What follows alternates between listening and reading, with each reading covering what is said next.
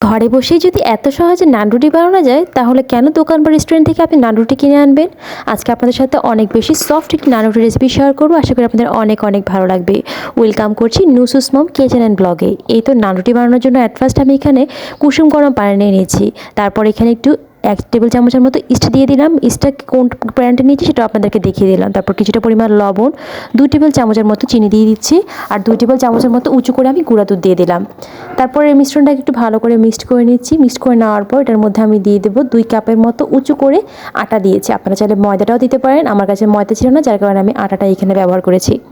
এখন এটাকে ভালো করে আমি পুরোটা মিশ্রণের সাথে অনেক ভালো করে মেখে নেব। এই তো মেখে নেওয়ার পর এখানে লাস্ট মুহূর্তে হাতের সাথে আটা হিসেবে লেগে আসবে, ওই মুহূর্তে আমি কিছুটা পরিমাণ তেল দিয়ে এখন ডোটাকে তৈরি করে ফেলেছি। এখন এটাকে আমি রেস্টে রেখে দেবো ঘন্টা খানেকের মতো। এই দেখুন এটা ফুলে প্রায় ডাবল হয়ে গেছে। এই পর্যায়ে এটাকে একটু ভালো করে মথে নিচ্ছি। অনেক ভালো করে মথে নেবেন। মথে নেওয়ার পর আপনারা যতটা করে বানাবেন অতটা লিচি কেটে নেবেন। আমিও এখানে প্রায় 5-6টার মতো বানাচ্ছি, ওই আকারে আমি এখানে লিচিটা কেটে নিচ্ছি। আপনারাও সেম প্রসেসে আপনাদের ইচ্ছা মতো করে লিচিগুলো কেটে নেবেন। এই তো আমার লিচিগুলো কাটা একদম শেষ। এখানে আমি প্রায় 5টার মতো কেটে নিয়েছি, সেটাগুলোকে এখন বলে তুলে নিচ্ছি। এখন আমি একটা নিব, আর বাকিগুলোকে অবশ্যই আপনার ঢেকে রাখতে হবে, নাহলে দেখা যাবে সেগুলোকে বাতাস লেগে যাবে। এই জন্য ওগুলোকে অবশ্যই ঢেকে এখন একটা আমি ভালো করে প্রসেসিং করে এই তো এখন উল্টে বেড়ে নেব। অবশ্যই আলতো হাতে বেলবেন আর একটু মোটা করে বেলবেন। আমরা অ্যাজ ইউজুয়াল যে রুটিগুলো বানাই সেগুলো থেকে এটি একটু মোটা আকৃতির হবে, যেহেতু এটাকে পর্যাপ্ত পরিমাণ ফুলবে, সেই জন্য এটাকে একটু মোটা আকৃতির করে বানাতে হবে। আমি আপনাকে দেখিয়ে দেবো আমরা কীরকম পুরুত্ব রেখে এই রুটিটা বেলেছি। এই দেখুন কেমন পুরুত্ব ছিল। তারপরে এই তো এখন এখানে একটি আগে থেকে তাওয়া বসিয়ে রেখেছিলাম, সেটার মধ্যে এখন দিয়ে দিলাম। হিট কিন্তু অবশ্যই এত বেশি রাখবেন না, একদম মিডিয়াম লো হিটে রাখবেন। তারপরে এই তো একটা পাশ একটু ব্রাউন হয়ে আসার পর উল্টে দিলাম। উল্টে দেওয়ার পর একটা পাশ হওয়ার জন্য কিছুক্ষণ অপেক্ষা করব।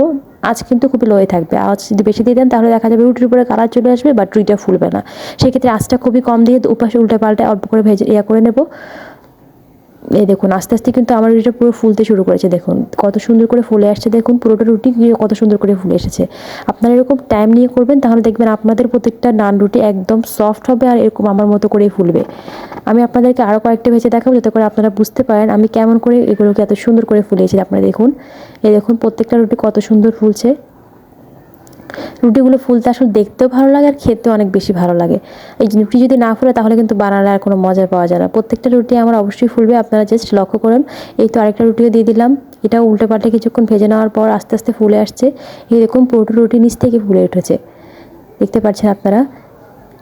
এই দেখুন পুরোটা রুটি কত সুন্দর ফুলে উঠেছে, আমার নিচ পেয়ে কত সুন্দর একটা কালার এসেছে। এভাবে আমি প্রত্যেকটা নান রুটি বানিয়ে ফেলবো। এই নান রুটিগুলো আপনারা চিকেন, চাপ, ডাল যেটা ইচ্ছে সেটার সাথে খেতে অনেক অসাধারণ লাগে। চায়ের সাথেও কিন্তু এই নানটা অনেক বেশি মজা লাগে। দেখুন এই নানটা কতটা সুন্দর ফুলেছে।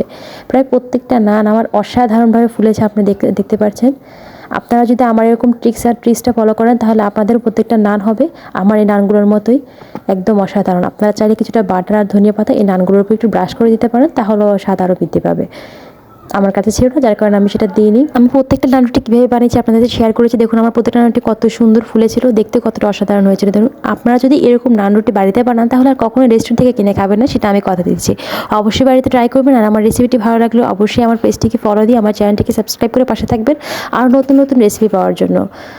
দেখুন প্রত্যেকটা নান কতটা সফট, আমি হাত দিয়ে ধরে দেখাচ্ছি। ভালো থাকেন, আল্লাহ হাফেজ।